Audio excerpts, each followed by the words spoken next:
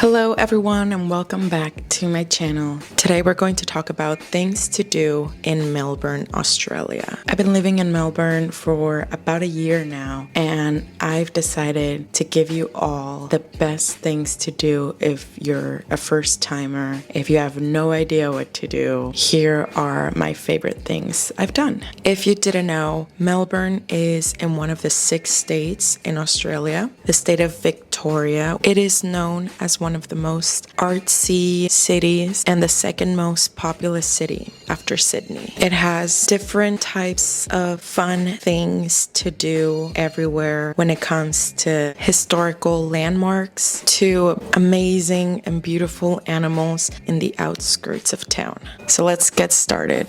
Hey.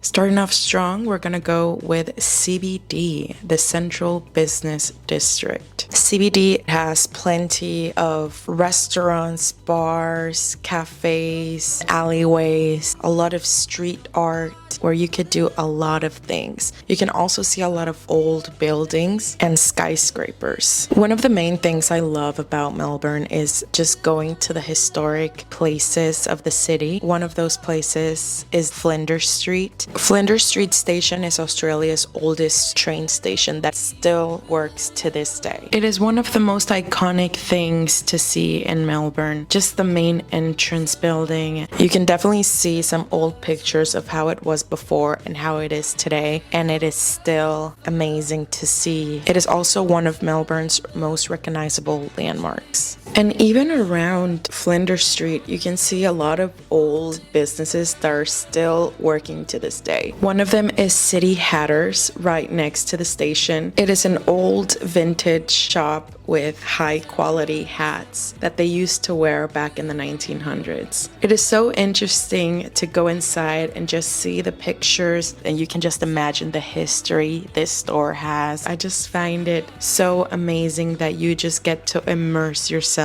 in the history of Australia and just going back in time. Another thing that you should definitely visit is the Victoria State Library. It is one of the biggest ones in all of Australia. I sometimes like to come here just to sit down for a little bit, get some work done, study. There's so many places where you can sit. There's even a cafe inside, a bookstore, free Wi-Fi, also museums. And don't forget to see the dome. It is the most spectacular view. You go up the stairs, get that quick picture because it is so amazing to see. One of the main things that people like to do is go to the Shrine of Remembrance. The Shrine of Remembrance is a war memorial. It was built to honor the men and women of Victoria who served in World War I, but now functions as a memorial, and going all the way upstairs to see the beautiful view of the city of Melbourne. Another thing to do is to take a boat in the Yarra Valley River. The Yarra Valley River is one of the most famous things to see in Melbourne, just going through the city and seeing the beautiful view with the buildings. It is so cool to also see just boats around the river. I highly recommend just taking a boat with some friends, maybe grabbing some food and just chilling, watching the sunset. Another thing that you should definitely do while you're here is go shopping. Have a day to treat yourself, either in the city, going to the markets. There's so many markets that you can go to, especially in Fitzroy or in Brunswick, Carlton, Collingwood, all those small, older areas where you can see how they've turned the old into vintage, aesthetic, cool, retro places. And I love the art in Australia. They have this very niche street art that I've never seen before. Even the fashion, the people, how they dress, the architecture, the interior design, everything. I love it. But if you actually do want to go to like a shopping center, I highly recommend Melbourne Central, Emporium, or even Chadstone. Highly recommend this place. Now, if you want to go to the outskirts of town, here are some things you could do.